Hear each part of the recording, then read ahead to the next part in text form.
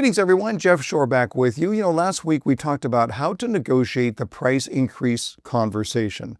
And yes, there are builders everywhere who are raising prices. It's happening.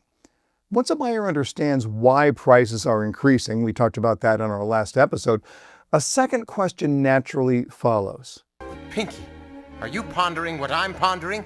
So, should we wait? That's the question buyers ask. And this is where a lot of salespeople are going to get into trouble if they're not careful. Because the moment that they sense hesitation, the natural instinct is to crank up the pressure. Prices are only going to go higher. Better act fast. Suddenly the relationship starts to erode a little bit. So today on the 5-Minute Sales Training, I'm going to give you 3 steps to protect the relationship when you're talking about increased price, so that you can build urgency without sounding manipulative. Welcome back, everyone, to the 5-Minute Sales Training. Today is part 2 of our mini-series on price increases. Last time we talked about helping buyers understand why pricing moves in the market. Today we're talking about how to guide buyers forward without damaging trust.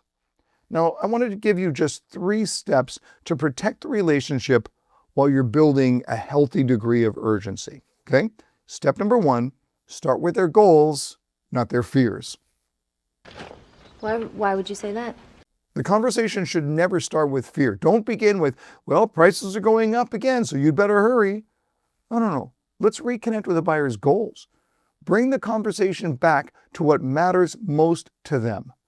I could say, let's come back to what you told me was most important: the larger home site, the extra bedroom, and keeping the monthly payment comfortable. See what I did then? I've immediately made the conversation buyer-centered instead of salesperson-centered or company-centered or price-centered. Now that protects the relationship because the buyer feels heard, not hustled, heard.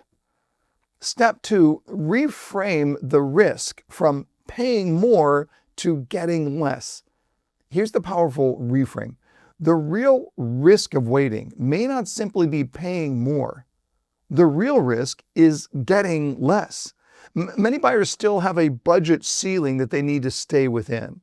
So if the pricing continues to rise, they may still be able to buy a home, but perhaps not the home that they really want. This is not what I wanted at all.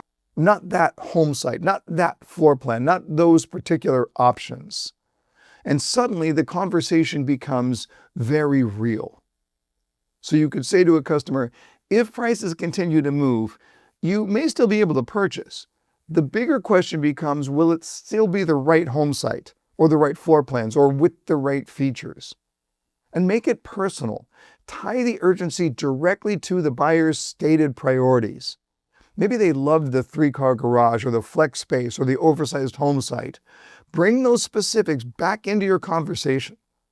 You mentioned how important that extra gathering space was for family events. This is the concern. If prices continue to move, those are often the kinds of features that you'll have to end up compromising on. Notice what we're doing.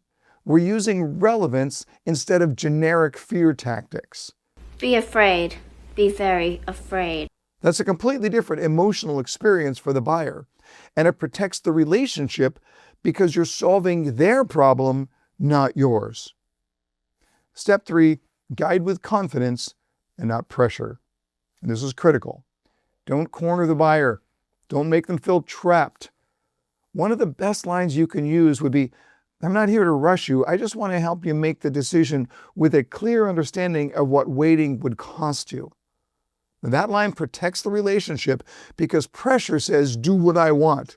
And guidance says, I want to help you make a smart decision. Buyers can feel the difference instantly. I kind of felt you felt that. Now, let me share with you something very, very important. Confident salespeople are willing to recommend action.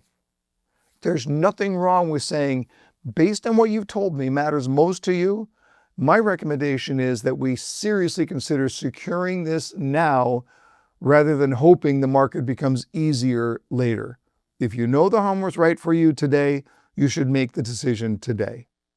Now that's leadership, and leadership builds trust. All right, here's how all 3 steps come together. First, let's come back to what you told me was most important. Given the market pressures we've discussed, the real risk of waiting may not simply be paying more, it might be getting less. And if prices continue to move, those features that you love might become the very things you have to compromise on. I'm not here to pressure you. I just want to help you protect the home that you really want. Now that's urgency done correctly. That's thoughtful guidance that protects the relationship instead of putting the relationship in danger. When buyers hesitate, use those steps. Start with their goals, reframe the risk from paying more to getting less, and guide them with confidence instead of pressure. Because great salespeople understand this. Urgency is about helping buyers protect what matters most. And when you do it right, you protect the relationship at the same time. Hey, thanks for watching today's 5-Minute Sales Training, everyone. Until next time, learn more to earn more.